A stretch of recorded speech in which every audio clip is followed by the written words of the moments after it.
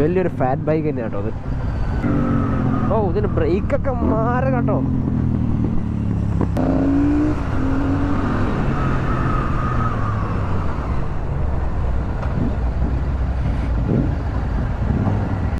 അപ്പോൾ നമ്മുടെ കൈമിൽ ഇതേ ഒരു സൂപ്പർ മെറ്റിയോർ 650 കിട്ടിയിട്ടുണ്ട് കേട്ടോ. അപ്പോൾ വണ്ടി മാറൊക്കെ വണ്ടിയിട്ട് ഈ ഒരു 650 സീരീസിന്. അപ്പോൾ കഴിച്ച് നമ്മുടെ കൈമിൽ ഇതേ ഒരു സൂപ്പർ മെറ്റിയോർ 650 കിട്ടിയിട്ടുണ്ട്. അപ്പോൾ അതധികം ഓടിയ വണ്ടിയൊന്നുമല്ല.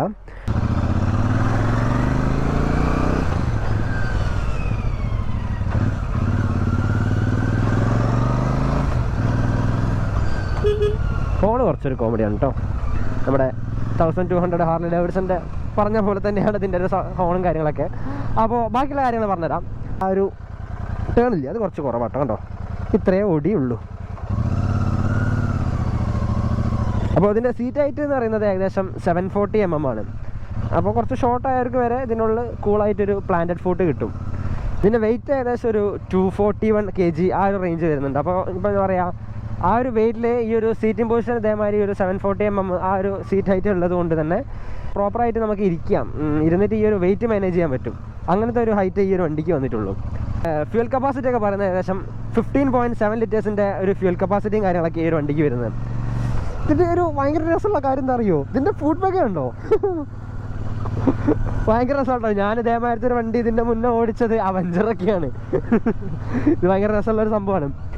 അപ്പോൾ 15.7 ലിറ്റേഴ്സ് ഫ്യൂൽ കപ്പാസിറ്റി വരുന്നുണ്ട്. അതിൽ ഏകദേശം 25 കിലോമീറ്ററാണ് ഇതിൻ്റെ ഒരു മൈലേജ് വരുന്നത്. ആ ഒരു മൈലേജിന് ഈ ഒരു വണ്ടി വേർത്താണ് കേട്ടോ. നമുക്ക് എത്ര കിലോമീറ്റർ ദൂരം വേണമെങ്കിലും ടൂറിങ്ങിന് ഈ ഒരു വണ്ടി നമുക്ക് യൂസ് ചെയ്യാം. ലോങ് അടിച്ച് പോകാനൊക്കെ നമുക്ക് ഈ ഒരു വണ്ടി ഭയങ്കര അടിപൊളിയായിരിക്കും. ഈസി ആയിട്ട് മുന്നോട്ടും ബാക്കോട്ടൊക്കെ ഹാൻഡിൽ ചെയ്യാൻ പറ്റുന്നുണ്ട് കേട്ടോ. എന്താ വെച്ചാൽ ഇതിന് വെയിറ്റ് ഉണ്ട്, ഏകദേശം 241 kg വെയിറ്റ് ഉണ്ട്. പക്ഷേ ഈ ഒരു 740 mm സീറ്റ് ആയിട്ട് അതിനോട് എനിക്കിത് ഹാൻഡിൽ ചെയ്യാൻ പറ്റുന്നുണ്ട്. അപ്പോൾ മുന്നോട്ടാക്കണം ബാക്കോട്ടാക്കാനാണെങ്കിലൊക്കെ എനിക്ക് ആ ഒരു സീറ്റ് ഹൈറ്റിൽ ഹാൻഡിൽ ചെയ്യാൻ പറ്റുന്നുണ്ട്. അപ്പോൾ അതിൻ്റെ റൈഡിങ് പൊസിഷൻ എന്ന് പറഞ്ഞു കഴിഞ്ഞാൽ നമുക്ക് എന്താ അപ്രൈറ്റ് ആയിട്ട് തന്നെ ഇരിക്കുകയാണ്. നമുക്ക് വേറെ അങ്ങോട്ട് മുന്നോട്ടോ ബാക്കോട്ടോ ലീൻ ചെയ്യേണ്ട കാര്യങ്ങളൊന്നുമില്ല. ഭയങ്കര റിലാക്സ്ഡ് ആയിട്ടുള്ളൊരു പൊസിഷനാണ്. അതിൽ തന്നെ നമുക്ക് ഈ ഒരു ഫുഡ് പാക്ക് ഇങ്ങനെ വരുന്നതുകൊണ്ട് പിന്നെ വേറെ ഒന്നും നോക്കാമല്ലോ, നമുക്ക് എത്ര കിലോമീറ്റർ വേണമെങ്കിലും ഇങ്ങനെ തന്നെ റിലാക്സ് ആയിട്ട് തന്നെ വണ്ടി ഓടിച്ച് പോകാം. പിന്നെ നമ്മുടെ എന്താ പറയുക ഇൻ്റർസെപ്റ്റർ 650 വരുന്ന മാതിരി തന്നെ ട്വിൻ എക്സോസ്റ്റാണ് ഈ ഒരു വണ്ടിക്ക് വന്നിട്ടുള്ളത്. പിന്നെ ഈ ഒരു വണ്ടിയുടെ ഹെഡ്ലൈറ്റും കാര്യങ്ങളൊക്കെ നോക്കുകയാണെങ്കിൽ നമ്മുടെ ഇൻ്റർസെപ്റ്ററൊക്കെ വരുന്ന മാതിരത്തെ ഹെഡ്ലൈറ്റ്സ് ആണ്, LED ഹെഡ്ലൈറ്റ്സ് ആണ്. അതുകൊണ്ട് തന്നെ വിസിബിലിറ്റി പോരാ, മോശം അഭിപ്രായമാണ് ഈ ഒരു ഹെഡ്ലൈറ്റിനോട്. പിന്നെ ഇതിൻ്റെ ബ്രേക്സ് ഒക്കെ ഡ്യുവൽ ചാനൽ ABS ബ്രേക്ക് വരുന്നുണ്ട്. പിന്നെ ഇതിൻ്റെ എഞ്ചിനെ പറ്റി പറയുകയാണെങ്കിൽ ട്വിൻ സിലിണ്ടറാണ് വരുന്നത്. 4 സ്ട്രോക്ക് എഞ്ചിനിൽ എയർ കൂൾഡ് എഞ്ചിനാണ്. ട്വിൻ സിലിണ്ടറിൽ എയർ കൂൾഡ് എഞ്ചിന് ഇപ്പോൾ നമ്മുടെ പുതിയ വന്നേക്കുന്ന 450 ഹിമാലയയ്ക്ക് വരെ സിംഗിൾ സിലിണ്ടറിൽ ലിക്വിഡ് കൂൾഡ് ആക്കിയിട്ടുണ്ട്. ഇതാണ് ഇതിൻ്റെ ഒരു സൗണ്ട് വന്നേക്കുന്നത് കേട്ടോ.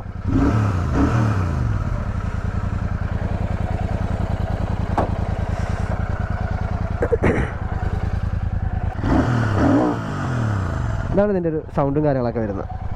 ട്വിൻ എക്സോസ്റ്റാണ്. അപ്പോൾ അതിൻ്റെ ആ ഒരു അഗ്രസീവ്നെസ് ഉണ്ട്. അപ്പോൾ 650 cc ഒരു സ്റ്റോക്ക് എഞ്ചിനിൽ ഇത്രയും സൗണ്ട് പ്രൊഡ്യൂസ് ചെയ്യുന്ന ഒരു റോയൽ എൻഫീൽഡിൻ്റെ ബൈക്കാണിത്.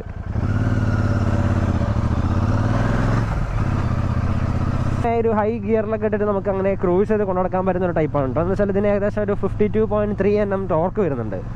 അപ്പോൾ നമുക്കത് അങ്ങനെ ക്രൂസ് ചെയ്ത് കൊണ്ടുനടക്കാനൊക്കെ ഒരു എന്താ പറയുക സെറ്റപ്പ് ആയിട്ടുള്ളൊരു വണ്ടിയാണ്. അപ്പോൾ ഇതിൻ്റെ ഒരു മൈലേജ് ഏകദേശം 25 കിലോമീറ്ററാണ് ഞാൻ പറഞ്ഞേക്കുന്നത്. അങ്ങനെ ലോങ് റൈഡിലൊക്കെ പോയി കഴിഞ്ഞാൽ അറൗണ്ട് ഒരു 30 ആ റേഞ്ചിൽ കിട്ടും. ഇതിൻ്റെ പ്രൈസ് റേഞ്ച് എന്നൊക്കെ പറഞ്ഞു കഴിഞ്ഞാൽ ഏകദേശം ഒരു 3.5 lakh റേഞ്ചിനടുത്തൊക്കെ ഇതിൻ്റെ മൈലേജ് പ്രൈസ് റേഞ്ച് വരുന്നുണ്ട്.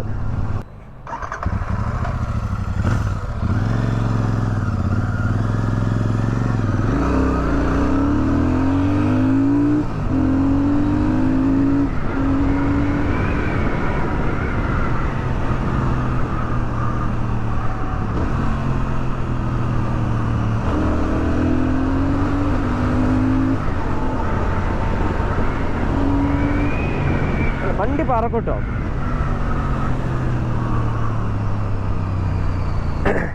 അപ്പോൾ ഞാൻ പറഞ്ഞല്ലോ ട്വിൻ സിലിണ്ടർ വരുന്നൊരു വണ്ടിയാണുള്ളത്. ഇപ്പോൾ ഒരു ഹൈ ടോർക്കുള്ള വണ്ടിയാണ്. അപ്പോൾ നമുക്ക് സിറ്റിയിലൊക്കെ ക്രൂസ് ചെയ്ത് കൊണ്ടുനടക്കാനൊക്കെ കുഴപ്പമില്ല, അടിപൊളി സാധനം തന്നെയാണ്. ഇത് ക്ലച്ച് കുറച്ചൊരു ലൈറ്ററാണ്. ഞാൻ വിചാരിച്ച അത്ര ഒരു ടൈറ്റ് ഈ ഒരു ക്ലച്ചിന് തോന്നുന്നില്ല. പിന്നെ അഡ്ജസ്റ്റബിൾ ആണ് ഇതിന് വരുന്ന ക്ലച്ചും കാര്യങ്ങളും അതിൻ്റെ ഐറ്റംസൊക്കെ. അപ്പോൾ പിന്നെ അതുകൊണ്ട് ഇതിൻ്റെ വലിയൊരു നമുക്ക് സ്ട്രെസ് ഫീൽ ചെയ്യില്ല നമ്മൾ ഈ ഒരു വണ്ടി ഇങ്ങനെ ഓടിച്ച് പോകുമ്പോൾ. ഇവിടെ നിർത്തിയിട്ട് കുറച്ച് കാര്യങ്ങൾ പറഞ്ഞുതരാം. ഇതിൻ്റെ പാസ് ലൈറ്റും കാര്യങ്ങളൊക്കെ വരുന്നത് എങ്ങനെയാണെന്നുണ്ടെങ്കിൽ ജസ്റ്റ് ഇങ്ങോട്ട് സ്ലൈഡ് ചെയ്ത് കൊടുക്കുക. ഇൻഡിക്കേറ്റേഴ്സ്, ഹോണ് കാര്യങ്ങൾ, അതേമാതിരി ഇവിടെ ഒരു മോഡ് ബട്ടൺ വരുന്നുണ്ട്. ഇത് നമ്മുടെ ഫോർ ഇൻഡിക്കേറ്റർ ഓൺ ആക്കാനും ഓഫ് ആക്കാനും വേണ്ടിയിട്ടുള്ള കേട്ടോ. പിന്നെ ഇതിൻ്റെ ഇവിടെ ഒരു ബട്ടൺ വരുന്നുണ്ട്. ഇത് ഈ പറഞ്ഞ മാതിരി എന്താണെന്ന് എനിക്കൊരു ഐഡിയ കിട്ടിയിട്ടില്ല. പിന്നെ ഇതിൻ്റെ ഒരു എന്താ പറയുക 650cc എന്ന് പറഞ്ഞാൽ 648 ആ ഒരു CC റേഞ്ചാണ് ഈ ഒരു വണ്ടിക്ക് വന്നേക്കുന്നത്. 648cc ആണ് ഈ ഒരു ബൈക്ക് വന്നേക്കുന്നത്. അപ്പോൾ ഇതിന് ഏകദേശം 47 ഹോഴ്സ് പവർ വരുന്നുണ്ട് കേട്ടോ. ഈ ഒരു 648cc വണ്ടി ഏകദേശം പ്രൊഡ്യൂസ് ചെയ്യുന്ന ഏകദേശം 47 ഹോഴ്സ് പവർ ആണ് ഈ ഒരു എഞ്ചിൻ്റെ ഉള്ളിൽ നിന്ന് പുറത്തേക്ക് നമുക്ക് ഔട്ട്പുട്ട് കിട്ടുന്നത്. അതുകൊണ്ട് തന്നെ നമുക്ക് സിറ്റിയിലൊക്കെ ക്രൂസ് ചെയ്യാൻ ഭയങ്കര സുഖമാണ്. നമുക്ക് ഈ ഒരു ടോപ്പ് ഗിയറിലൊക്കെ ഇട്ടിട്ട് നമുക്ക് ഇങ്ങനെ എന്താ പറയുക അങ്ങനെ ഒരു ആസ്വദിച്ച് ഇങ്ങനെ പോവാം. നമുക്ക് ഇങ്ങനെ ഈ ഒരു ബോധറായി കളിക്കേണ്ട ആവശ്യമില്ല. നമുക്കിങ്ങനെ ഗിയർ ഷിഫ്റ്റ് ചെയ്ത് കളിക്കേണ്ട ആവശ്യമില്ല. അത്രയ്ക്ക് ഒരു ടോർക്കി എഞ്ചിനാണ്. അപ്പോൾ ഈ ഒരു വണ്ടി ഏകദേശം സിറ്റിയിൽ ഏകദേശം 22 km/ലിറ്റർ മൈലേജ് കൊടുക്കുന്നുണ്ട് കേട്ടോ. 25 ആണ് കമ്പനി പറയുന്നത്. 22 ഏകദേശം സിറ്റി തന്നെ കിട്ടുന്നുണ്ട്. നമ്മൾ ഈ ഒരു ട്രാഫിക് കൂടെ ഓടിക്കൊക്കെ തന്നെ ആണെങ്കിലും ഏകദേശം ആ ഒരു മൈലേജിനടുത്ത് അങ്ങനെ കിട്ടുന്നുണ്ട്. പിന്നെ ഇത് ഇപ്പോൾ പറഞ്ഞ മാതിരി ഹൈവേസിൽ കയറി കഴിഞ്ഞാൽ ഏകദേശം അറൗണ്ട് 30 കിട്ടിയവരുണ്ട്. അപ്പോൾ നമ്മൾ നമ്മുടെ ഒരു റൈഡിങ് എങ്ങനെയാണെന്ന് നോക്കിയിട്ട് അതിനനുസരിച്ച് നമ്മുടെ മൈലേജ് മാറും. ഏകദേശം അറൗണ്ട് 35 വരെ ഈ ഒരു വണ്ടിയുടെ മുകളിൽ നമുക്ക് മൈലേജ് കിട്ടും കേട്ടോ. ഈ വണ്ടിക്ക് അറൗണ്ട് 7 സെക്കൻഡ് മതി കേട്ടോ 0 to 100 ക്ലെയിം ചെയ്യാൻ. ചില അത്രയ്ക്കും ഒരു ടോർക്കും ഹോഴ്സ് പവറും പ്രൊഡ്യൂസ് ചെയ്യുന്ന ഒരു എഞ്ചിനാണ്. പിന്നെ 6 ഗിയർ ട്രാൻസ്മിഷനാണ് വരുന്നത്. നമുക്കിങ്ങനെ ഷിഫ്റ്റ് ചെയ്ത് ഓടിച്ച് അങ്ങനെ അങ്ങോട്ട് പോവാം. 650 എന്ന് പറയാൻ പറ്റില്ല, ഒരു 648cc ആണ് ഈ ഒരു വണ്ടിയുടെ എഞ്ചിൻ വന്നേക്കുന്നത്.